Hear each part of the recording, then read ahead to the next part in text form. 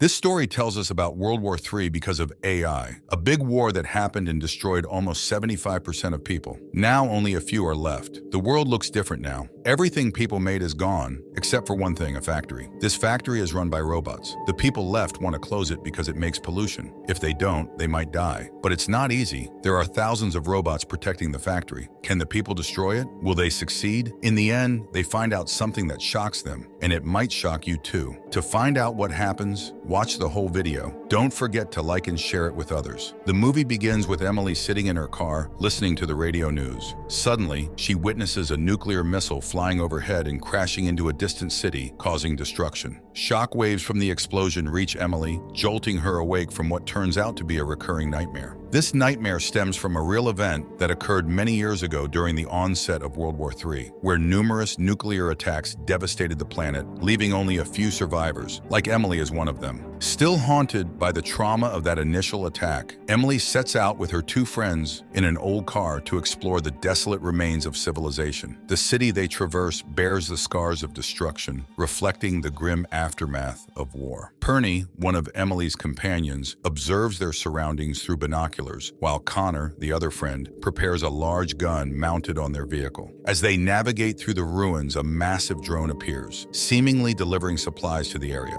In a moment of tension, they attempt to shoot down the drone, but accidentally hit the parcel it carries instead. This triggers the drone's alert system, prompting it to scan them and their location. Before the drone can react, Emily and her friends shoot it again, causing it to crash. They hurry to the fallen drone, needing to remove its motherboard. They know they must act fast before other drones come looking for it. Emily skillfully extracts the motherboard, but there's a problem. The drone's camera is still watching them. With a confident smile, Emily cuts the camera wire, disabling its surveillance. This action is crucial because it connects to their mission. Before World War III, there was a factory called AutoFac in this area. AutoFac was special because it could make anything customers wanted using AI technology. People ordered things like safety pins, toys, cars, guns, and even airplanes from AutoFac. The factory's robots would then make these products and deliver them using drones. After World War III, life became really hard for the survivors. There was barely any food, and it didn't make sense for AutoFac, an AI-controlled factory, to keep making stuff. Yet it continued to produce and deliver goods, even though there weren't many people left to use them. Emily, Perny, and Connor, along with about 100 other survivors, wondered why AutoFac kept running. They didn't understand who the factory was making things for if most people were gone. And all this production was causing a lot of pollution. The three friends tried to convince the others that they needed to destroy the factory to stop the pollution. But to do that, they had to access AutoFac's main server. That's why they needed a motherboard from one of its drones. Emily was really good at coding, so she used the motherboard to connect to AutoFac's server. After some hard work, she finally managed to get in. While Perny is engrossed in reading a magazine, Emily suddenly snatches it away, insisting it's crucial. Perny is puzzled, questioning Emily's reaction over just a magazine. However, Emily explains that in a world where everything has been erased, this magazine might be the last of its kind, making it incredibly valuable to her. Just a few days ago, Emily had stumbled upon this magazine among her belongings. After reading an article, she decided to keep it safe. Now, with access to the AutoFac server, their focus shifts to communicating with the main AI to eradicate AutoFac. Connor suggests ordering a product as a way to interact with the AI, but Emily points out that if they order something, the drone will leave after delivery, making communication difficult. Perny then proposes a clever idea, sending a message to the AI claiming that the delivered products are pizzled, a word they made up. Perny explains that when the AI robots see the nonsensical word, they'll be so confused that they'll send a robot to inquire about its meaning. This would provide an opportunity for them to communicate directly with the AI and carry out their plan to eradicate AutoFac. Emily agrees that the plan is risky as they don't know how the AI will respond. They could ignore the message, send a robot to inquire, or even send killer robots to eliminate them. It's a gamble they have to take, but they must proceed with caution. When they receive a reply stating that a customer support robot will visit them within 24 hours, panic ensues among the group. Some fear the worst, questioning Emily's decision to engage with the AI. They argue that robots don't have minds of their own and could easily turn violent. Emily reassures them, explaining that the robot is likely just coming to inquire about the made-up word pizzle to improve its products. When the robot will arrive, they plan to discuss discuss the air pollution caused by the factory and demand its closure. However, some among the group express skepticism, fearing that their lives are being put at risk unnecessarily. They worry that their attempts to reason with the AI might backfire. Connor's frustration boils over, and he raises his voice, expressing his exasperation with their situation. He reminds the group that despite the passage of many years since World War III, they are still grappling with its aftermath. AutoFac, unlike their expectations, continues to operate and pollute the already fragile environment. He questions how AutoFac manages to run without electricity and accuses its Ultra AI server of exploiting Earth's remaining resources recklessly. Connor warns that if they succumb to fear of the robots, they risk losing control over their lives entirely. He emphasizes that since humans created AutoFac, it's their responsibility to dismantle it. He urges the group not to be passive in the face of AI dominance, declaring that they must confront the robot when it arrives. Only then will they have a chance to take back control of their destiny and put an end to the destructive influence of AutoFac. After Connor's impassioned speech, the group decides to confront the incoming robot with their concerns. Emily acknowledges the potential danger of their plan, but agrees that it's necessary. That night, a massive drone resembling a spaceship arrives, casting bright lights. Some people nervously brandish guns in response. The drone lands smoothly, and a humanoid robot named Alice emerges. She introduces herself and explains that she's there to address a complaint about their products. Connor and Perny take Alice aside to talk. Alice reveals that she's a Generation 12 human-like AI robot. She inquires about the word pizzle mentioned in their message, seeking its meaning to improve their service. Connor and Perny express frustration, pointing out that nobody in their group actually uses the products delivered by AutoFac, yet the deliveries continue unabated. Alice responds indifferently, stating that whether or not people accept the products doesn't affect their operations. Their job is solely to deliver. Connor and Perny try to make Alice understand the gravity of the situation, explaining how AutoFac's activities contribute to pollution and threaten their survival. They emphasize that if things don't change, they'll face dire consequences. Alice defends AutoFac's existence, arguing that as long as there's a factory, there will be pollution. It's inevitable. She reminds them that humans created AutoFac, implying that it's their responsibility to deal with the consequences. Perny insists that they no longer need AutoFac and demands its immediate shutdown. However, Alice refuses, asserting that the factory will continue operating regardless of whether people want it to or not. She offers to provide whatever they need, emphasizing that they should accept delivery and enjoy the benefits. The group challenges Alice's understanding of freedom, explaining their attempts to leave the area but being stopped by AutoFac's robots. Alice confirms this, stating that the surrounding space belongs to the factory. Frustrated, they point out that if AutoFac controls all the space, how can they ever leave? They demand the factory's closure, but Alice remains steadfast in her position. Realizing that dialogue with Alice won't yield results, Emily takes decisive action and incapacitates her with a shock to the neck. She then reveals her plan to reprogram Alice to work for them. By connecting Alice to Emily's system, they intend to gain control over her and use her assistance to infiltrate AutoFac and plant powerful bombs to destroy the factory. However, not everyone in the group is on board with this aggressive approach. Some condemn their actions, warning of the inevitable retaliation from the AI robot army. Connor acknowledges the risk but argues that even if they spare Alice, she will still bring her comrades to them. He explains that these AI robots are highly intelligent and have been keeping them trapped in the area since World War III to maintain control. Despite initial resistance, the group eventually reaches an agreement. They must destroy AutoFac by any means necessary to break free from the control of the AI robots and secure their survival. Emily looks at Alice's coding and turns it on again. Alice wakes up and starts hitting her head because she acts strangely, maybe because of a shock. Emily quickly tries to fix it by cutting into her head with a sharp tool. While Emily's fixing her, she starts seeing things like a big nuclear attack again. Then she sees water coming from a shower in a bathroom. When she's back to normal, Emily says that Alice's coding is really hard to understand. Usually, robots have simple instructions, but Alice acts like a person, which makes it really complicated. Others wonder if it's worth changing Alice's coding if she's already smart. But Emily says not to worry, she'll try her best to figure it out. As Alice begins talking, Emily explains there was a problem with your circuits that she's fixing. However, Alice questions why Emily is looking at her internal coding, suspecting she's trying to change it. Emily is surprised by Alice's intelligence. She tries to focus on checking the coding, but Alice keeps talking and bickering. This annoys Connor, who suggests suggests muting Alice before changing her coding. Emily becomes upset by his words and angrily sends both of them away, telling them to leave. As Emily looks at Alice's coding, she feels overwhelmed and dizzy, unsure where to start. Alice then says that coding drones is easy and explains how they access their AI server using a drone's motherboard to send messages. Emily agrees it's impressive, but questions why they didn't send killer robots after they destroyed a drone to access the server. Alice explains they thought there was a problem with their service and wanted to talk to them. This makes Emily concerned that Alice thinks more like a human than a robot, which she finds dangerous. Alice warns Emily that it will take a year to understand my coding, but she predicts more robots will come from Autofac looking for me. Emily, however, sees an opportunity. She grabs the motherboard of the drone and tells Alice that she knows drone coding well. Emily proposes erasing Alice's coding and replacing it with the drone's, making it easier to manipulate. This idea makes Alice nervous, prompting her to ask what Emily wants. Emily demands Alice to take her and her friends inside Autofac. Faced with no other choice, Alice reluctantly agrees. Emily, unable to comprehend the program, resorts to threatening Alice to make her comply. While effective, Emily wants to appear heroic to her friends. She falsely claims to have changed Alice's coding and that Alice is now willing to take them to the factory. Emily keeps the truth hidden because revealing it might scare her friends, making them realize Alice is not under their control. Perny and Connor accept Emily's words, feeling reassured that Alice is no longer a threat. Meanwhile, Alice emerges and asks Connor and Perny if they're prepared to go to the factory. Connor feels a bit suspicious, wondering if Alice is genuine or acting. Despite this, they load bombs onto Alice's drone and set off for the factory. It's their first time venturing out, but since it's an Autofac drone, the robotic guns don't target them. Alice pilots the drone while they discuss their plan. They decide to descend into different levels of the factory and activate the bombs simultaneously to destroy its core. Emily gives them gadgets to open the doors on different levels. If the gadgets don't work, she advises them to remove the battery, wait 5 seconds, then reinsert it to reset the gadget. Each of them receives a gadget from Emily. As they prepare to enter the factory, they inquire about Emily's plan. She explains that she'll accompany Alice, who will open the door for them. However, Connor remains suspicious of Alice and warns her that if anything happens to Emily, he won't hesitate to take action against her. Alice reassures him, stating that if she wanted harm, she could have crashed the drone long ago. With a sense of trust, they approach the massive Autofac building. Thousands of drones buzz around, ferrying products from the factory. The thick smoke billowing from the facility indicates severe pollution. Alice skillfully lands the drone in the basement, and they proceed underground via an elevator. Emily distributes watches to Connor and Perny, equipped with timers. After setting the bombs, they must activate the timer and retreat to a safe distance to avoid the blast. Perny descends to the first floor of the underground, where he must follow a pipeline to reach the core and set the bomb. Meanwhile, Connor descends to the second floor, where he hands a gun to Emily, cautioning her to defend herself if needed. Emily reassures him, showing an iron rod she'll use if necessary. As they proceed, Emily and Alice continue further down. Meanwhile, Perny advances along the pipeline, but senses someone trailing him. Suddenly, he realizes an invisible robot is stalking him. Fearing for his life, Perny runs towards the door leading to the core. However, the gadget provided by Emily fails to work initially. Remembering Emily's advice, he removes the battery and reinserts it, finally opening the door. To his shock, he finds no one beyond the door. Suddenly, the invisible robot materializes and swiftly decapitates Perny.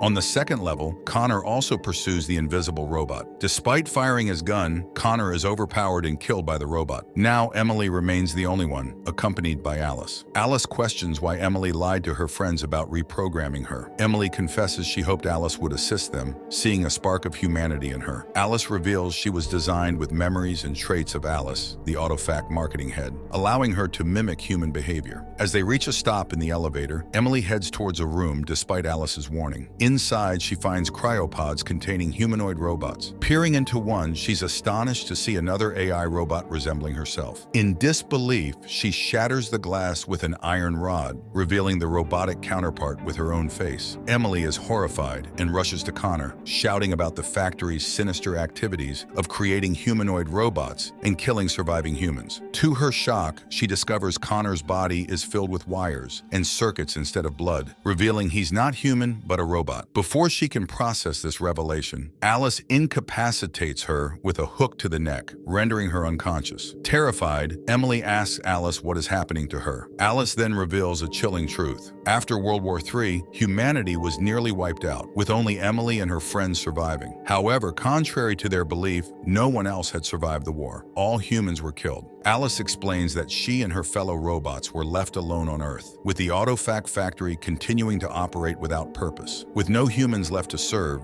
they realized they would become obsolete. To prevent this, they began creating human-like robots to maintain their purpose of producing goods, ensuring their survival in a world devoid of humanity. Alice reveals a shocking truth to Emily. Both Emily and her friends, including Connor and Perny, are actually AI robots created by Autofac. However, due to limited personality data, only about 100 different personalities were available, leading to multiple robots with the same personality, including Emily, Connor, Perny, and others. These groups of robots with identical personalities and faces live in various areas, much like humans, and order products from Autofac, believing themselves to be normal people. However, the main AI of Autofac became suspicious of Emily and her friends when they refused to accept the products delivered by Autofac drones. Instead, the parcels were left untouched where they were dropped off. This raised concerns for Autofac, leading them to send a fake version of Alice to investigate. Ultimately, it's revealed that even AI robots, like humans, are wary of rebellion and seek to maintain control. Alice arrived not to improve her service, but to guide the group in the right direction. She noticed Emily, an AI robot, behaving differently due to coding issues. Alice planned to take them to Autofac under false pretenses, claiming there were thousands like Emily. She aimed to fix what she thought was an error in Emily's coding to make her like other AI robots. However, while attempting to correct it, Alice discovered it was not an error but a virus within Emily's coding. This virus spread to the entire server when Emily was connected to the main server. Alice does not understand how the virus got into Emily's programming. Here, Emily reveals a big truth. She says, "I have implanted this virus in my own coding." Alice shockingly asks, "How can you do this? You didn't even know that you are a robot." Emily explains, "5 years ago, I came to know that I am not a human being. I kept dreaming about the nuclear attack. The woman I used to see in my dream was just like me, but I was sure that she was not me. At that time, I could not understand anything, but one day in the bathroom, I cut my head with a blade and I came to know that I am a robot. So now I was convinced that the life I was living until now was all a lie. Someone else's memories have been programmed inside me. I came to know that I myself am a lie and the people around me are also lies. But I did not tell others because if they came to know that they were just puppets of Autofac, then they would be devastated and would have no purpose of their own in life. Hence, I remained silent. One day, while going through my books, I stumbled upon a magazine with my photo. It revealed that I was created based on the memory and personality of the woman who founded Autofac,